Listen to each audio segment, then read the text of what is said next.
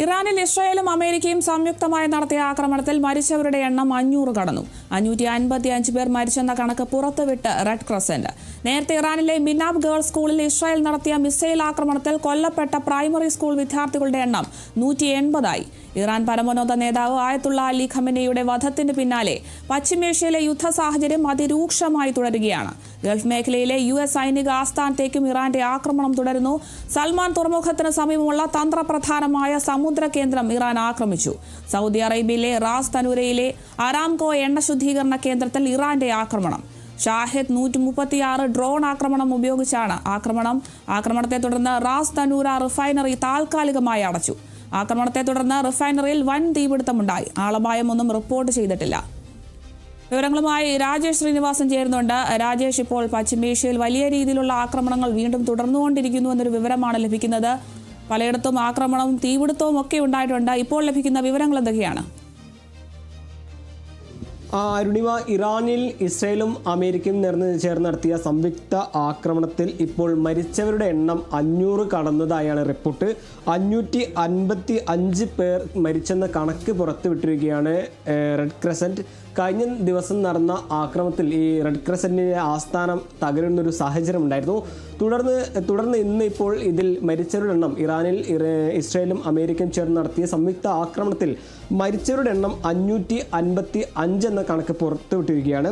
നേരത്തെ ഇറാനിലെ കഴിഞ്ഞ ശനിയാഴ്ച ഇറാനിലെ മിനാബിലെ പ്രൈമറി സ്കൂളിലേക്ക് നടത്തിയ ആക്രമണത്തിൽ ഇപ്പോൾ മരണസംഖ്യ 180 കടന്നതായാണ് റിപ്പോർട്ട് ചെയ്യുന്നത്. ഈ മരിച്ചവരിൽ ഇതൊരു പ്രൈമറി സ്കൂളായിരുന്നു. ഇത് പെൺകുട്ടികൾ മാത്രം പഠിക്കുന്ന ഒരു പ്രൈമറി സ്കൂളായിരുന്നു.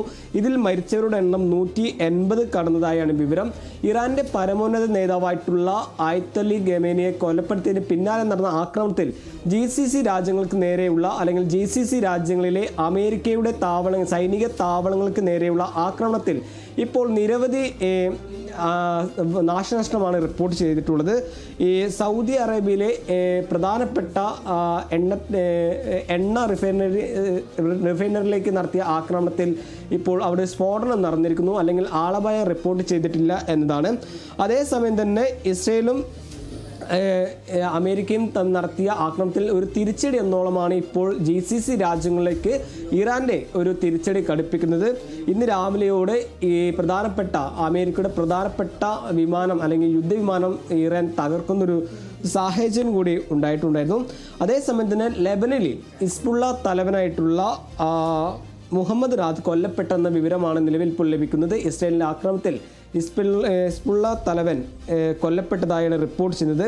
ഞായറാഴ്ച രാത്രി ഇസ്രായേലിൻ്റെ വടക്കൻ മേഖലയിൽ നിരവധി മിസൈലുകൾ ഹിസ്ബുള്ള വിക്ഷേപിച്ചിരുന്നു. ഇതിനുള്ള മറുപടിയായാണ് ഹിസ്ബുള്ള കേന്ദ്രങ്ങൾക്ക് നേരെ ഇസ്രായേൽ ആക്രമണം നടത്തിയത്. ഇതിൽ ഹിസ്ബുള്ളയുടെ പാർലമെന്റ് വിഭാഗം നേതാവ് മുഹമ്മദ് റാദ് കൊല്ലപ്പെട്ടതായിട്ടുള്ള ഒരു വിവരം കൂടി നിലവിൽ ഇപ്പോൾ ലഭിക്കുന്നു. അതേസമയം തന്നെ ലെബനിൽ കരയാക്രമണത്തിന് ഇസ്രായേൽ തയ്യാറാകുന്നു എന്ന വിവരം കൂടി നിലവിൽ ഇപ്പോൾ ലഭിക്കുകയാണ്. 100,000-ലധികം സൈനികരെ ഇതിനായി നിയോഗിച്ചിട്ടുണ്ടെന്നും റിസർവ് സൈനികരെ അടക്കം തയ്യാറാണെന്നും ഇപ്പോൾ പറയുന്നു. അതേസമയം തന്നെ ഹിസ്ബുള്ളയുടെ പാർലമെന്റ് വിഭാഗം നേതാവായിട്ടുള്ള മുഹമ്മദ് റാദ് വധിച്ചിട്ടുണ്ട് എന്ന കാര്യം കൂടി നിലവിൽ ഇപ്പോൾ പുറത്തുവരുന്നു.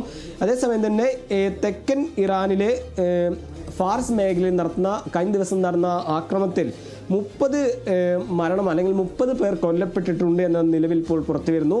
ഈ ആക്രമണത്തിന് പിന്നാലെ കഴിഞ്ഞ ശനിയാഴ്ച ഇറാനിൽ ഇസ്രായേലും അമേരിക്കയും നടത്തിയ സംയുക്ത ആക്രമണത്തിന് പിന്നാലെ GCC രാജ്യങ്ങളിലേക്കുള്ള അല്ലെങ്കിൽ GCC രാജ്യങ്ങളിലെ അമേരിക്കയുടെ സൈനിക താവളത്തിലേക്കുള്ള തിരിച്ചടി അത് കടുപ്പിക്കുകയാണ്. ഈ സൗദി അറേബ്യയിലെ കിഴക്കൻ പ്രവിശ്യയിലെ റാസ് താനൂറിലുള്ള സൗദി അറാഖെ എണ്ണ റിഫൈനറി ഫാക്ടറിയിലേക്ക് നടന്ന ആക്രമണത്തിൽ ഇപ്പോൾ ഒരു വലിയ സ്ഫോടനമാണ് റിപ്പോർട്ട് ചെയ്തിട്ടുള്ളത്. അതിൽ തീ നിയന്ത്രണ വിധേയമാക്കാനുള്ള സാഹചര്യം ഒരുക്കുകയാണെന്നാണ് ഇപ്പോൾ സൗദി ഭരണകൂടം അറിയിക്കുന്നത്. ആളപായമൊന്നും റിപ്പോർട്ട് ചെയ്തിട്ടില്ല. നടത്തിയ ആക്രമണത്തിൽ വിദേശ ഡ്രോണുകൾ ഉപയോഗിച്ചാണ് ഇറാൻ ഒരു ആക്രമണം നടത്തിയെന്നാണ് ഇപ്പോൾ സൗദി ഭരണകൂടം അറിയിക്കുന്നത്.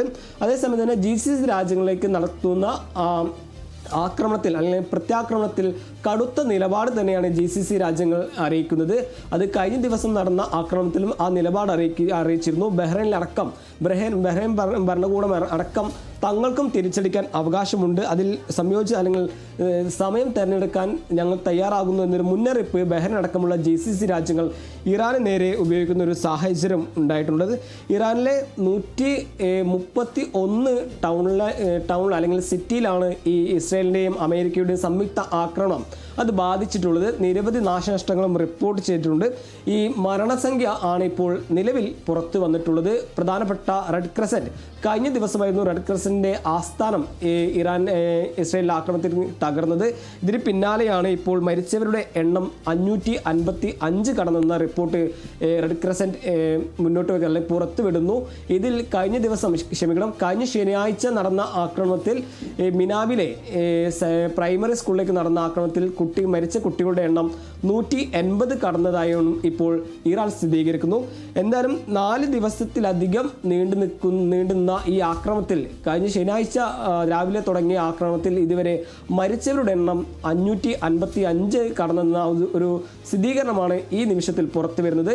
അതേസമയം തന്നെ ഇറാൻ